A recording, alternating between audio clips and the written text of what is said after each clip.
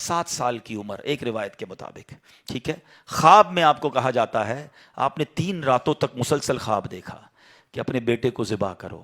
Again ذرا سمجھیے گا قربانی کا لیول. 99 ایئرس کی دعا کے بعد بیٹا ملا ہے.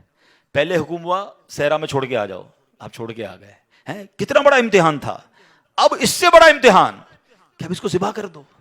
اچھا اب یہ بھی چلیں، آج آپ کو بہت خوبصورت بات سننے کو ملے گی کہ آپ کو جب 8 ذوالحجہ کی آپ نے خواب دیکھا نا تو آپ کنفیوز رہے کہ یہ شیطان کی طرف سے یا اللہ کی طرف سے خواب ہے.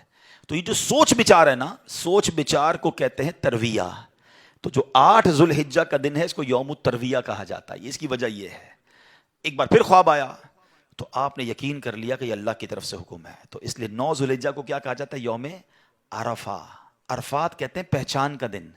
آپ کو یقین ہو گیا کہ یہ خواب اللہ کی طرف سے ہے.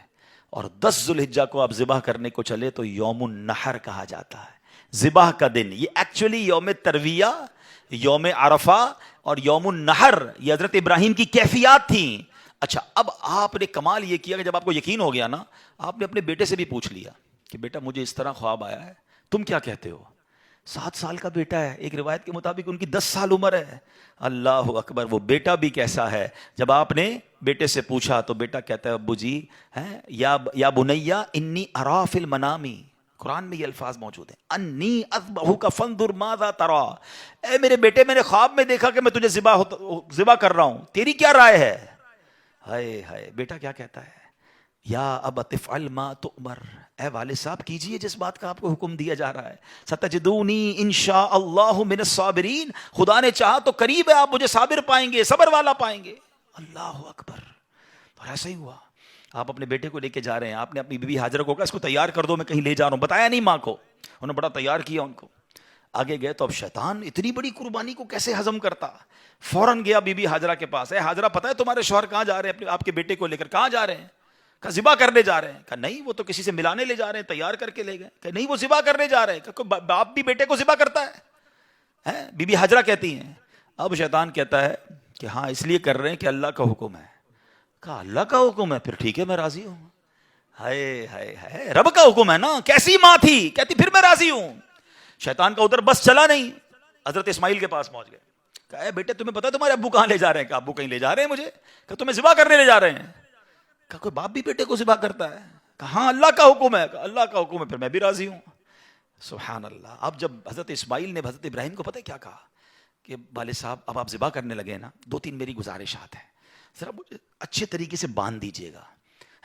کہ ایسا نہ ہو کہ جب مجھے آپ ذبح کریں تو میں زیادہ تڑپوں تو میرے خون کے چھینٹے آپ کے کپڑوں پر گریں گے تو آپ کے کپڑے خراب ہو جائیں گے. چھری کو ذرا تیز کر لیجیے گا تاکہ مجھے تکلیف کم ہو.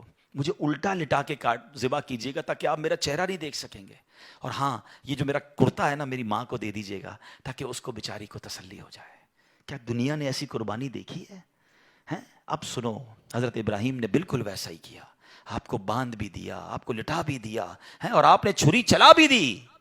چھری کا کام کاٹنا ہے، اللہ چاہے تو چھری نے کام نہیں کرنا نا. آپ نے اپنا کام پورا کر دیا، وہ تو کر چکے جو کرنی بشر کی ہے. مگر پھر کیا ہوا؟ سبحان اللہ. یہ امتحان ختم ہوا اور اب آسمان سے آواز آئی. حضرت ابراہیم بالکل اوپر بیٹھے ہیں اور چھری چلا رہے ہیں تو اوپر سے آواز آئی سبحان اللہ، اللہ اکبر اللہ اکبر. آپ نے جب سر اٹھایا تو دیکھا جبریل امین جنت سے مینڈھا دمبا لے کر آ رہے ہیں. تو آپ سمجھ گئے میرے امتحان کا وقت پورا ہو گیا ہے. بے شاختہ آپ کی زبان سے نکلا لا الہ الا اللہ واللہ اکبر. تو حضرت اسماعیل تو نیچے لیٹے ہوئے تھے، وہ بھی سمجھ گئے کہ لگتا ہے ہمارا امتحان پورا ہو گیا. وہ کہتے ہیں اللہ اکبر وللہ الحمد. یہ جو عید والے دن تسبیح پڑھتے ہیں نا، کیا یونیک تسبیح ہے، کیا یونیک تکبیر ہے. کن 3 شخصیتوں کی زبان سے نکلا ہے؟ پہلا پارٹ حضرت جبریل کی آواز میں is the middle part of that تکبیر حضرت ابراہیم نے ادا کیا ہے، اور آخری حصہ ہے حضرت اسماعیل کی زبانی. ذرا سوچو تو صحیح کیسا منظر ہوگا. ذرا مل کے تکبیر پڑھیں اور اس منظر کو یاد کریں.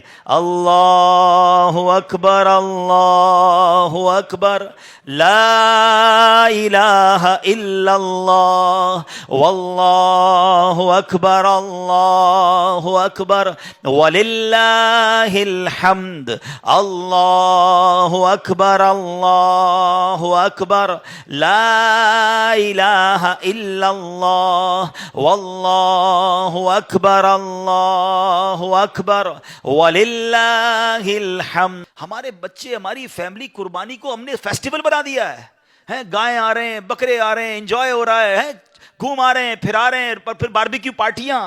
کبھی تو یاد کرو یار کیا ہوا تھا, یہ کیوں کر رہے ہیں قربانی, یہ کیسی قربانی کی داستان ہے. کب بتائیں گے ہم, کب اس کو سوچے تو صحیح. ہمیں خدا کی قسم ایک بار ان کو ہمیں زندگی میں اگر ہمیں بھی یہ کہہ دیا جائے کہ چلو ہر سال نہیں, زندگی میں ایک بار آپ بھی اپنا ایک بچہ ذبح کرو, کیا حال ہوگا. کتنی بڑی آسانی, بکرے کاٹو, گائیں کاٹو, خود ہی کھاؤ, انجوائے کرو. شریعت نے کتنا آسانی کر دی ہم پر, لیکن اس قربانی کو تو یاد کریں نا. اور پھر اس سے سیکھنے کو کیا ملا کہ یہ وہ لوگ تھے کہ جن کی ان واقعات کو پڑھ کر کبھی تو احساس ہو یار کہ کبھی مال کی قربانی دینی پڑے تو میں حاضر, کبھی وقت کی قربانی دینی پڑے تو میں حاضر, کبھی اپنی خواہشات کی, اپنی ڈیزائرز کی قربانی دینی پڑے تو میں اللہ کے لیے دوں گا.